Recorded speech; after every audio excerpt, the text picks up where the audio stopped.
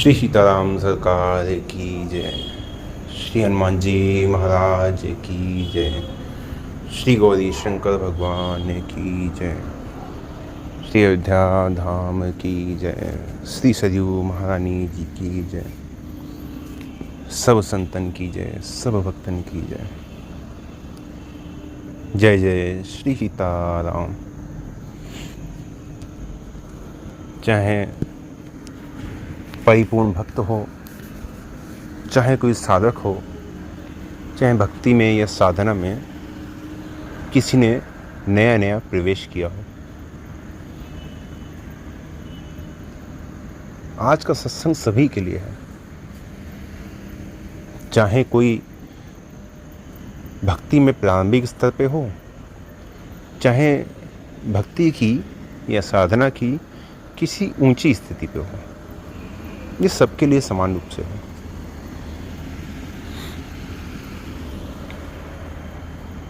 भगवत प्राप्ति के मार्ग में जो सबसे बड़ी बाधा है वो है संसार का भोग और संग्रह। संसार को भोगना और संग्रह में रुचि होना। कारण क्या है? कारण है कि धन के संग्रह को इतना अधिक आदर दिया हुआ है, इतना अधिक सम्मान दिया हुआ है कि आज के समय में ऐसी स्थिति है जीव की कि चाहे उसका अपना जीवन बिगड़ जाए, चाहे नरकों में जाना पड़े, चाहे पुण्यपि जननम पुण्यपि मरणम, बार बार 84 लाख योनियों में चक्कर लगाना पड़े, किसी से अपमान सहना पड़े, किसी की निंदा करनी पड़े, चाहे किसी की बेइज्जती करनी हो, चाहे बेइज्जती सहनी हो, है ना। बस किसी भी प्रकार से धन इकट्ठा होना चाहिए, चाहे किसी भी प्रकार से। ये तो आप सभी आज के समय में देखते ही होंगे, सबकी ये एक ही बात, भाई किसी प्रकार से बस धन इकट्ठा होना चाहिए, धन मिलना चाहिए। ये सबकी बहुत बड़ी बीमारी है।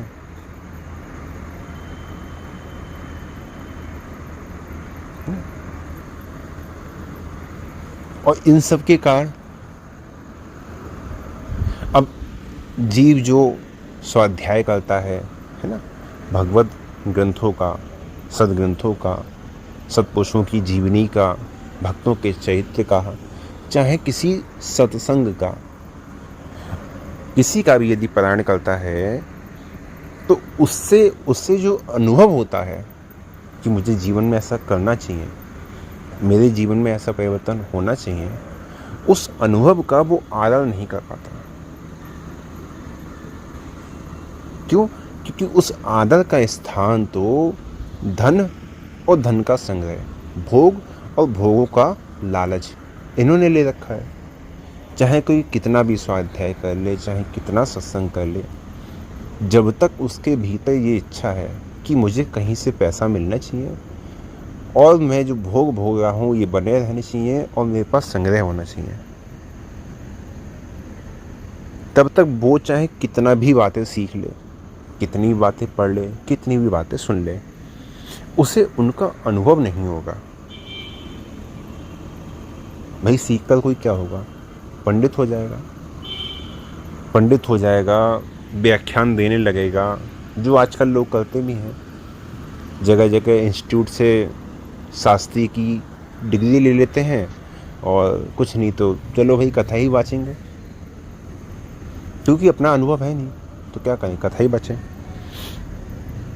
तो वही है, पंडित बन जाओगे, व्याख्यान देने लगोगे, है ना, लेखक बन जाओगे, लिख सकते हो, सुंदर सुंदर पुस्तकें छप जाएंगी, लेकिन जो परम शक्ति है, सब कर परम प्रकाशक जोई,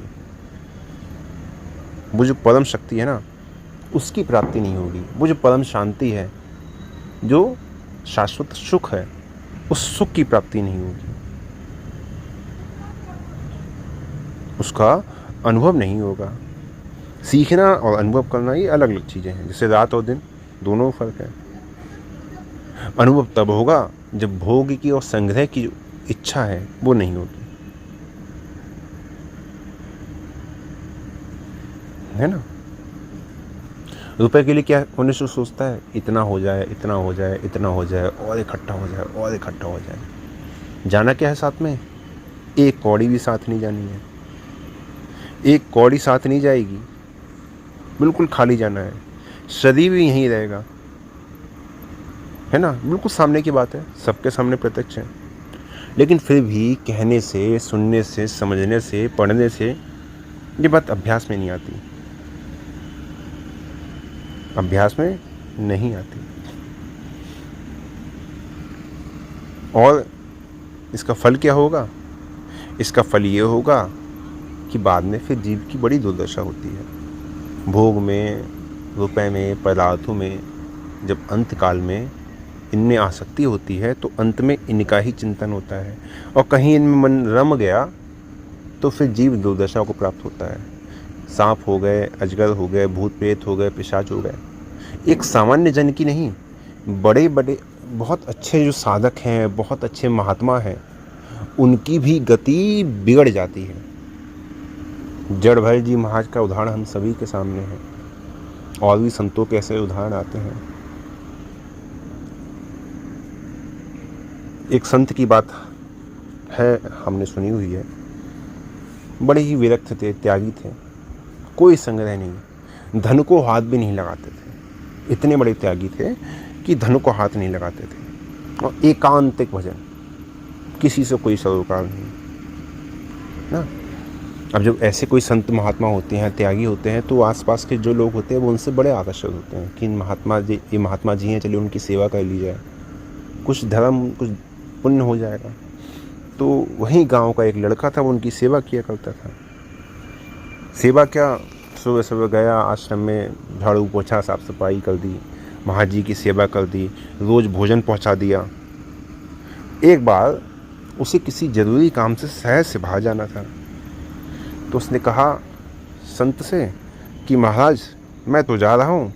तो संत बोले, भैया देखो, हम तुम्हारी सेवा के अधीन नहीं हैं, तुम करते हो अपनी इच्छा से करते हो, हम तुम्हारी सेवा के अधीन नहीं है, इसलिए तुम जाओ। उसने कहा, अरे महाराज फिर भी भाई मेरे पीछे कोई आपकी सेवा करे ना करे, कोई आए ना आए, भोजन आपको पहुँचाए ना पहुँचाए, मुझे चिंता लगी रहेगी। तुम्हारा जैसा करता हूँ, ये 20 रुपये हैं, ये आपके सामने, ये आपका ये जो भी सामान है उस सामान के नीचे मैं दबा देता हूँ। वैसे तो ये आता है कि जहाँ महाराज जी बैठते थे उसी के सामने जो रेतीला स्थान था, उसने वहीं रेत हटा के उसी में दबा दिए थे। आप छूते नहीं हैं, कोई आएगा तो कुछ आवश्यकता होगी तो उसको कह देना, वो इस 20 रुपये से निकाल के आवश्यकता पूरी कर देगा। मैं यहाँ आपके सामने गाड़ देता हूँ, काम पड़े तो आप किसी से कह देना। महाराज जी तो बार बार मना करते थे, ना करते थे, लेकिन वो गाड़ के चला ही गया। अब वो तो चला गया, समय अधिक हो गया, कुछ काम पड़ गया, समय अधिक हो गया।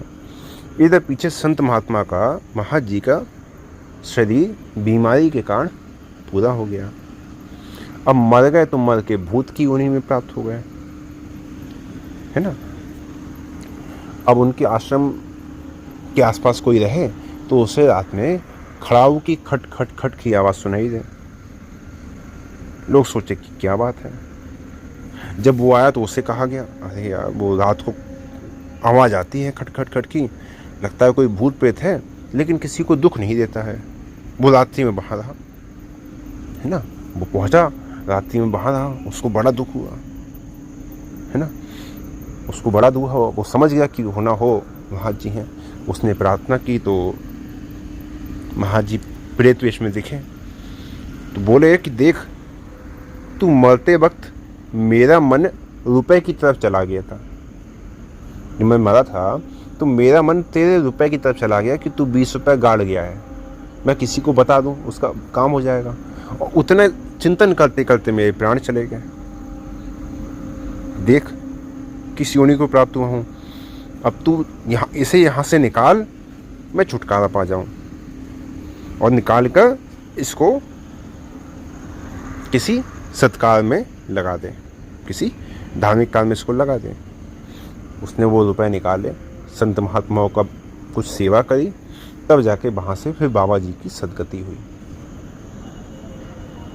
तो थोड़ा सा भी जो आकर्षण है, थोड़ा सा भी यदि मन में कोई कामना ना, इसलिए जब विभीषण जी की जब शरणागति हुई है तो राम जी ने वहाँ पे विभीषण जी से भी स्पष्ट कह दिया है, जननी जनक बंधु सुत दादा तन धन भवन सुहृद परिवारा। आज के समय में जो कुछ माया मोह ममता जीव को होती है, उन सब की बात रघुनाथ जी ने कही, राम जी ने कही। जननी जनक माता पिता, बंधु भाई, सुत पुत्र, दादा पत्नी, फिर तन शरीर, शरीर का भी मोहनी, तन धन, सुहृद जिनको आप प्रिय समझते हैं, जिनको आप अपना समझते हैं, सुहृद, तन धन सुहृद परिवार, और आपका जो भी अन्य जो भी आप अपना परिवार समझते हैं कि हाँ ये सब मेरे परिवार हैं, जैसे लोग मित्र होते हैं अच्छे, है ना, जिनके साथ रहते हैं, कहीं कोई ग्रस्त में है, कोई नौकरी पेशे में है, तो वहाँ अपने सब, तो रघुनाथ जी कहते हैं सब ठीक है, सबके ममता ताग बटोरी, उन सबसे ममता हटा लो तभी सदगति होगी, ऐसे ही होगी। सबके ममता ताग बटोरी, मम पद मन ही बांध बल डोरी। और अब उस ममता की डोर को मेरे चरणों से बांध दो, तब काम होगा, ऐसे काम नहीं होगा। तो भगवान भी सीधा सीधा आदेश दे रहे हैं,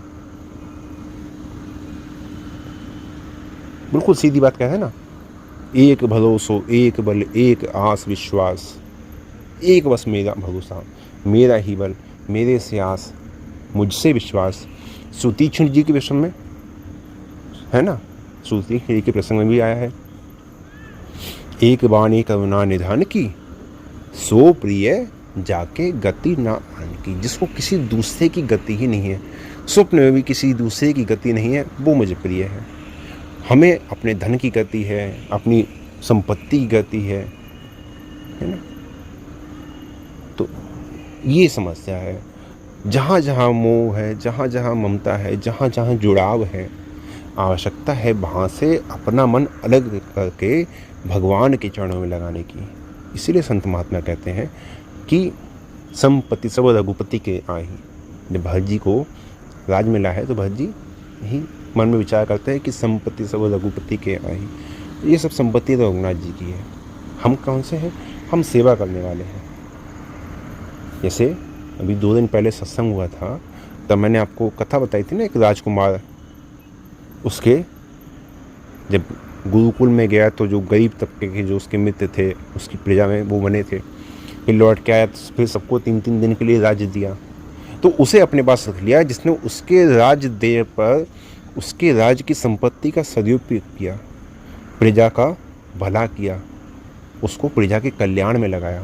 तो वही है, ये सब जो भगवान की संपत्ति है, जितना हमें धन मिला है, संपत्ति मिली है, सब भगवान की संपत्ति है, अपना मत मानो।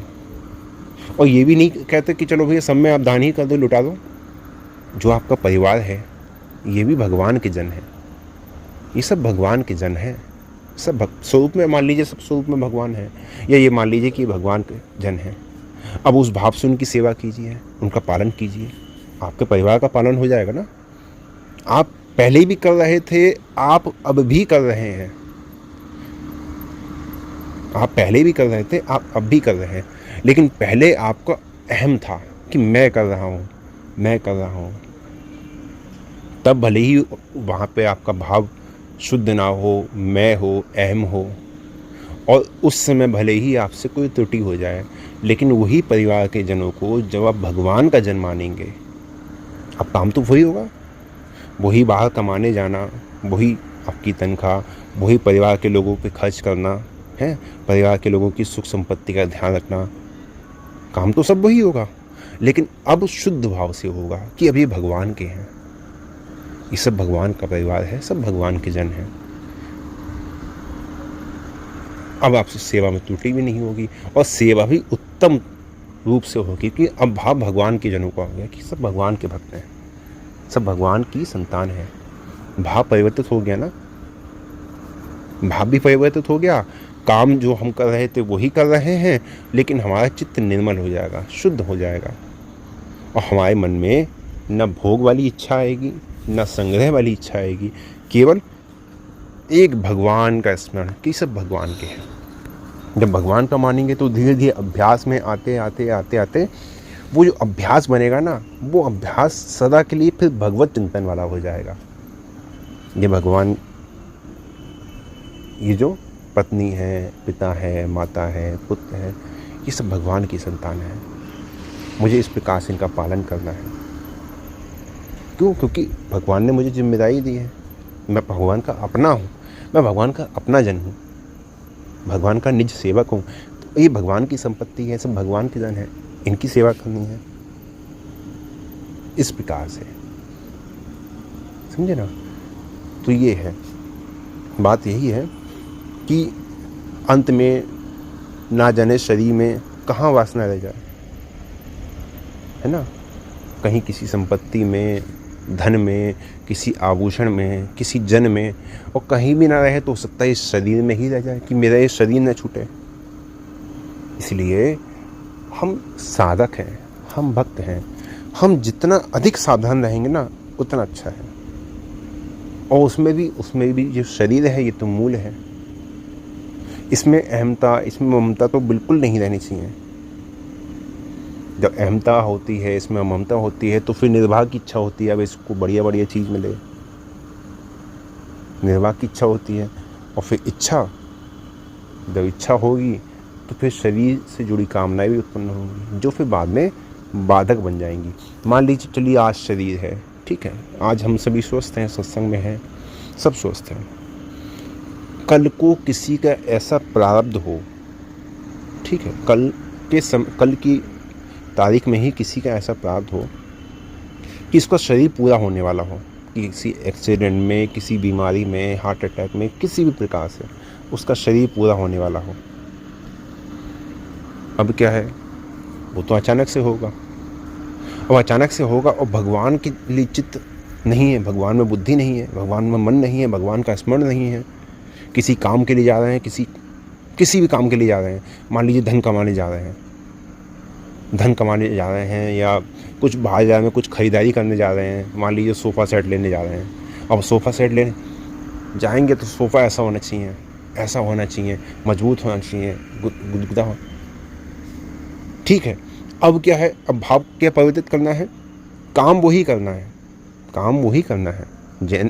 बेड लेने जाएं, सोफ़ा, काम वही करना है। लेकिन अब क्या है, अब भगवान के स्मरण की आ गई। अब संपत्ति सब रघुपति के आई। अब क्या है, बेड लेके आएंगे, घर में लेके आएंगे तो, या फिर गद्दा लेके आएंगे, कुर्सी लेके आएंगे, तो सबसे पहले भगवान को विराजित करेंगे, राम जी को दिखाएंगे, है ना। जैसे तुम ही निवेदित भोजन कर रही, प्रभु प्रसाद पटभूषण रही। भोजन भी प्रभु को निवेदित करके, जो वस्त्र आभूषण हैं वो भी भगवान को निवेदित करके। तो अब क्या है, मैं बेड लेके आऊँगा, गद्दा या स्टूल, कुर्सी, जो भी वस्तु, टीवी लेके आए, घर आएंगे तो राम जी को दिखाएंगे, है ना। एसी लेके आए, घर आएंगे तो राम जी को आराम से एसी में शयन करवाएंगे, राम जी हमारे सुख से रहेंगे, कितना वैसा मौसम हो रहा है ना। सोफ़ा है, आएंगे तो राम जी को विराजित करेंगे। अब मन में भगवान का चिंतन चल रहा है, चीज़ वही आएगी, बाजार में वही जा रहे हैं, लेने जा रहे हैं, लेकिन क्या है, भगवान का चिंतन चल रहा है, भगवत चिंतन चल रहा है। अब वहाँ पे यदि शरीर छूटेगा किसी भी कारण से, तो सीधा काम बना है, सीधे भगवत प्राप्ति। क्योंकि अंत काले समावेव स्मरण मुक्ता कलेबम, जो अंत समय मेरा स्मरण करता है वो मेरे धाम को प्राप्त, सीधे भगवत धाम। काम वही हुआ ना, वही कमाई, वही परिवार, वही चीज़, सब वही हुई, केवल एक भगवान का नाम साथ में होगा कि ये काम भगवान के लिए हो रहा है। इतनी सी तो बात है समझने वाली, कोई इतना बड़ा कोई पहाड़ तो उठाना नहीं। भगवान ने मानव शरीर दिया है, मानव जीवन दिया है, तो भगवान ने इतनी तो योग्यता दी है ना कि हाँ भी मानव शरीर है तो अर्थात ये भगवान की प्राप्ति करने के योग्य है। भाई किसी को वकील की डिग्री दी जाती है तो ये मान के दी जाती ना, अब ये वकालत करने के योग्य है। तो भगवान ने ये मानव शरीर दिया है कि अब ये मेरी प्राप्ति करने के योग्य है। केवल जो अवसर मिला है बस उस अवसर को भुनाना है, भली प्रकार से, सावधानी से,